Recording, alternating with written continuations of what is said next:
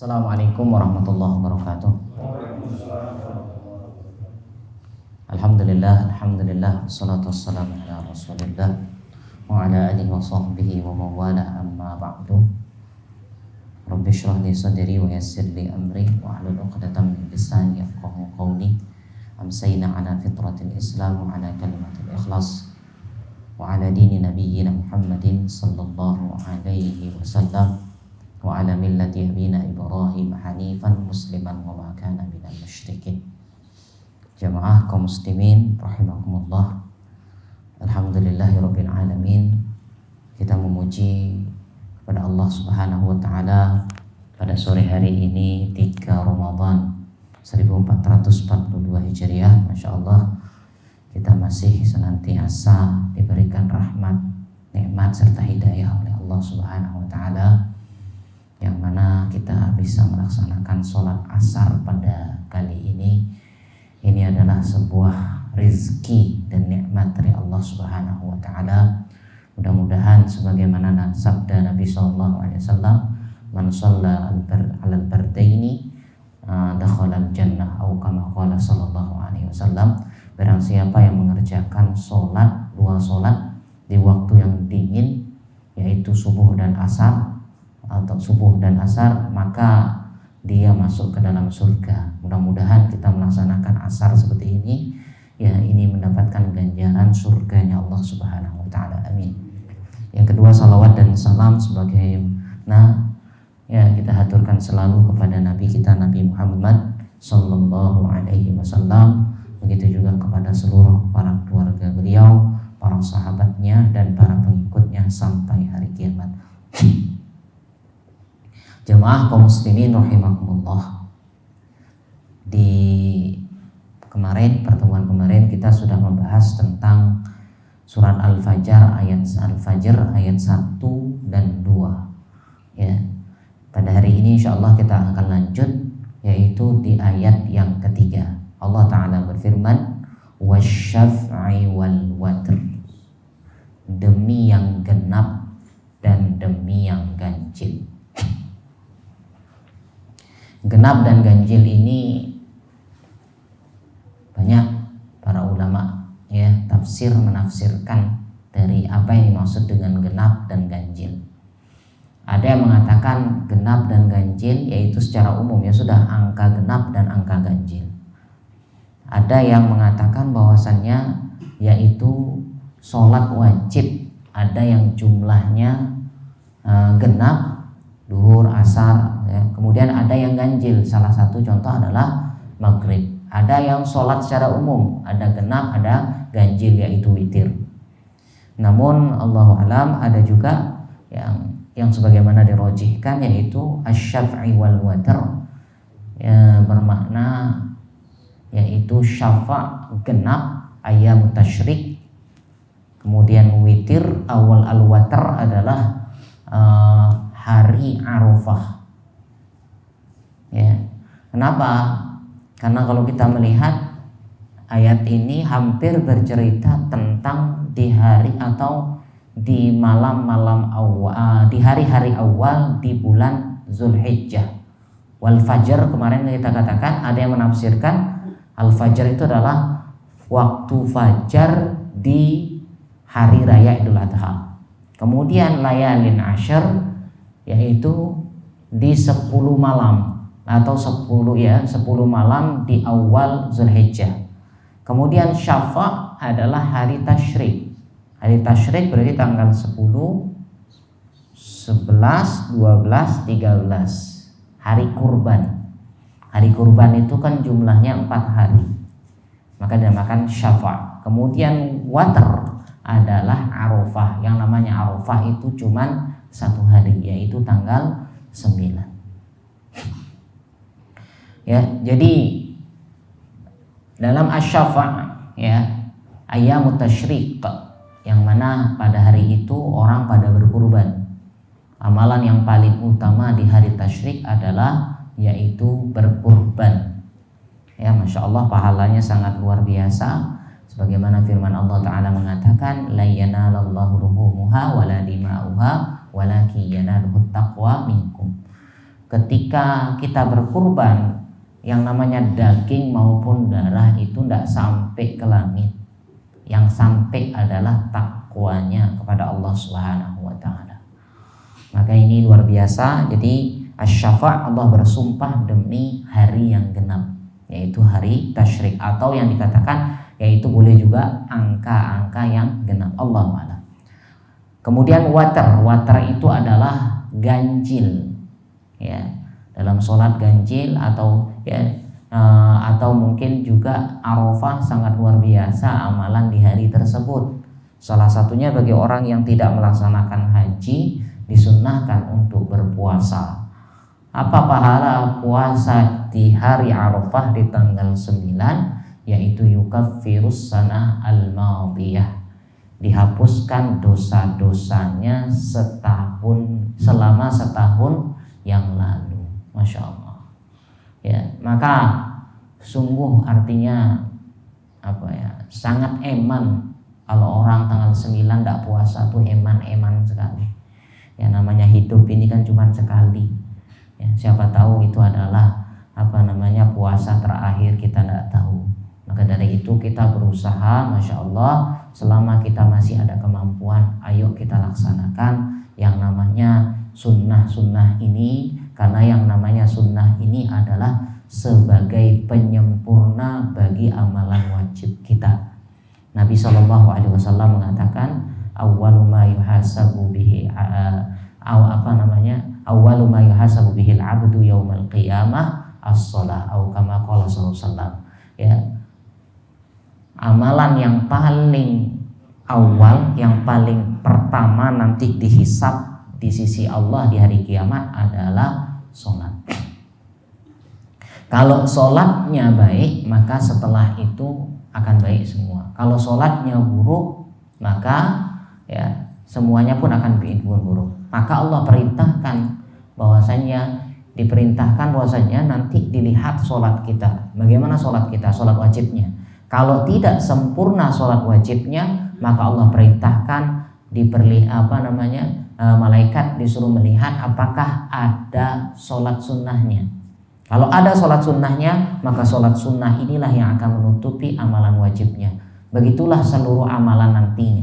Puasa juga begitu. Lihat puasa wajibnya bagaimana, sempurna apa enggak, Ramadannya sempurna apa enggak.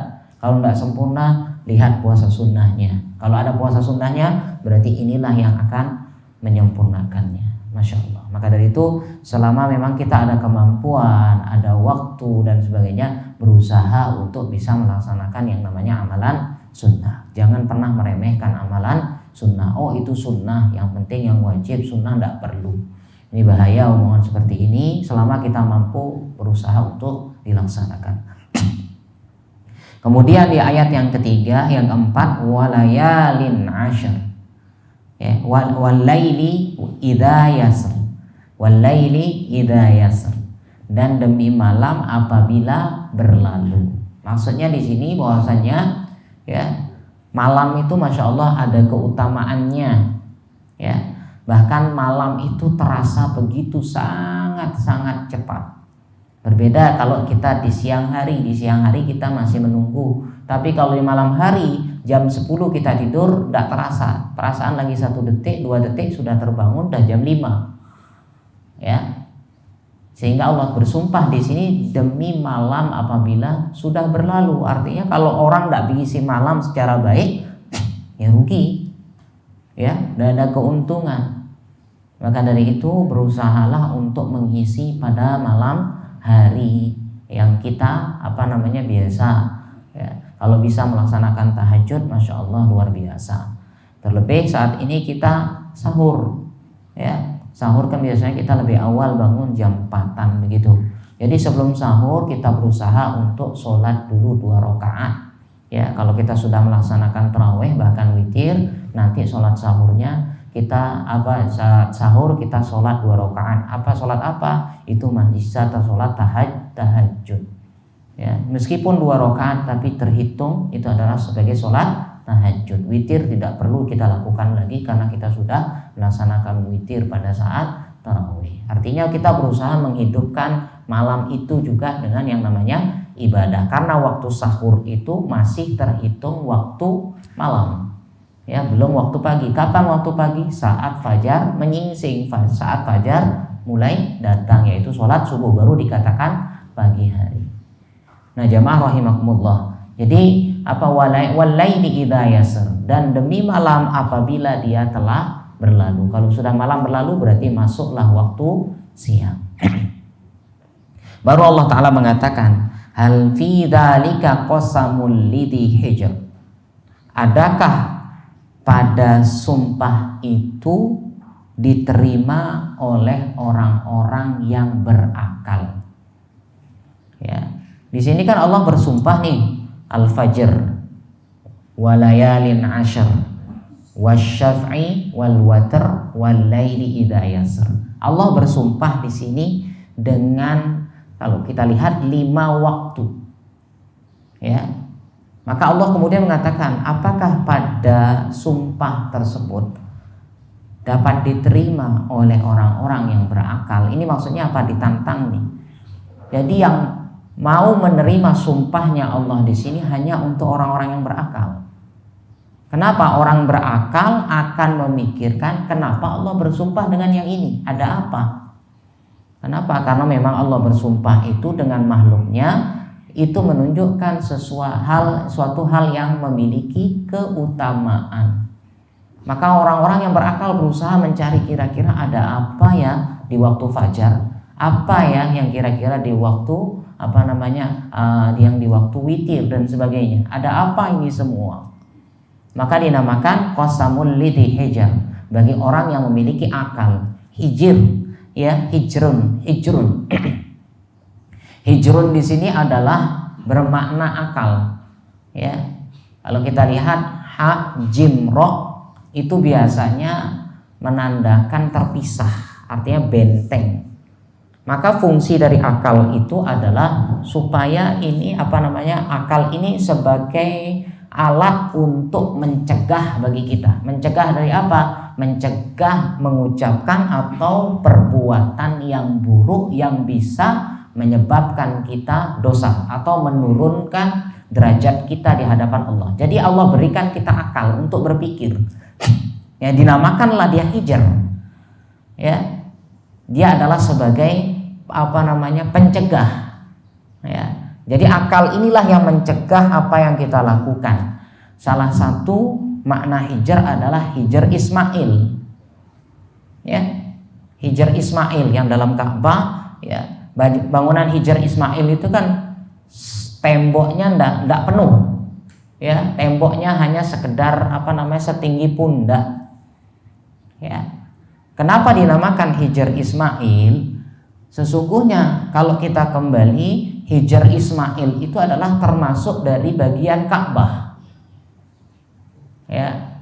Maka ini Sayyidah Aisyah radhiyallahu anha pernah bertanya kepada Rasulullah sallallahu alaihi wasallam. Ya, bertanya tentang apa? Tentang hijr Ismail ini ketika setelah proses Fathu Makkah. Ya Rasul, artinya ya Rasul, itu hijr itu apakah termasuk bagian dari Ka'bah? Maka Rasul mengatakan iya, itu termasuk dari bagian Ka'bah. Terus kok cuma segitu bangunannya? Kenapa tidak ditinggikan sebagaimana Ka'bah? Maka Rasul mengatakan itu kekurangan dana. Masya Allah, bangun Ka'bah ternyata kurangan dana, cuma dapat setengah. Nah, jadi kalau ada orang yang ternyata yaitu tawaf, kan bentuknya kotak begini. Ini kan kotak ya. Jadi Ka'bah. Jadi yang bundel begini, bulat begini, itu hijr Ismail. Jadi kan ini ada celah sedikit. Kalau kita ada yang tawaf di sini di kotak saja tanpa ada hijr Ismailnya, maka tidak sah. Kenapa? Karena ini termasuk bagian dari Ka'bah. Berarti mau tidak mau dia harus mengitari yang namanya hijr Ismail. Apakah hijr Ismail itu ada kuburan Ismail? Tidak. Itu hanya penamaan saja.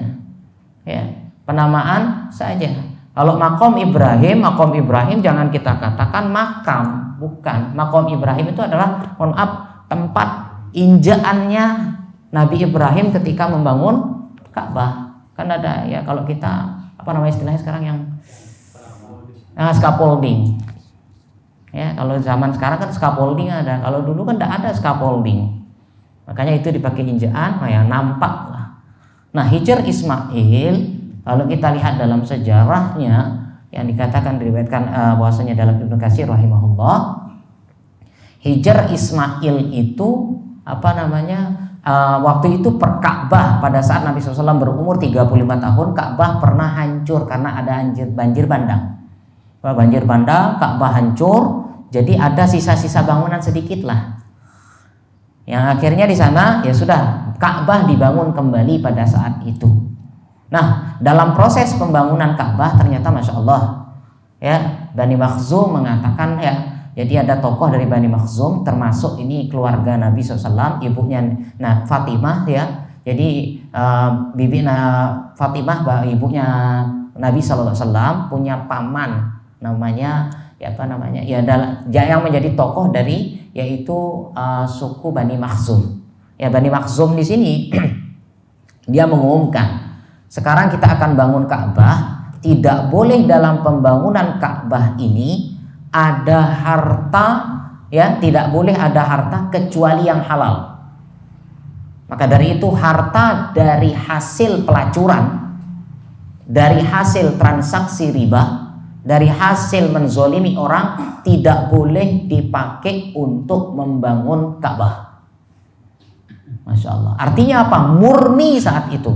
Kalau kita lihat ternyata apa? Kalau secara perekonomian orang-orang Arab jahiliyah ternyata ada yang luar biasa tinggi. Ya, ada yang luar biasa, Masya Allah, banyak uangnya gitu. Tapi di sini sudah disyaratkan tidak boleh pembangunan ini kecuali dengan harta yang halal. Masya Allah. Akhirnya kekurangan dana dibuatlah seperti ini. Jadi kekurangan dana ya sudah, ini karena kurang dananya ya sudah dibangun setengah saja, setengah pundak. Tapi ini termasuk bagian dari Ka'bah. Maka Aisyah mengatakan, kenapa tidak dihancurkan saja, bangun lagi, kata akhirnya Nabi SAW mengatakan, kalau seandainya bukan kaummu yang baru saja istilahnya mu'allab bahasanya ya, kan ini kejadian habis Fathu Makkah, artinya kan banyak orang-orang berbondong-bondong masuk Islam.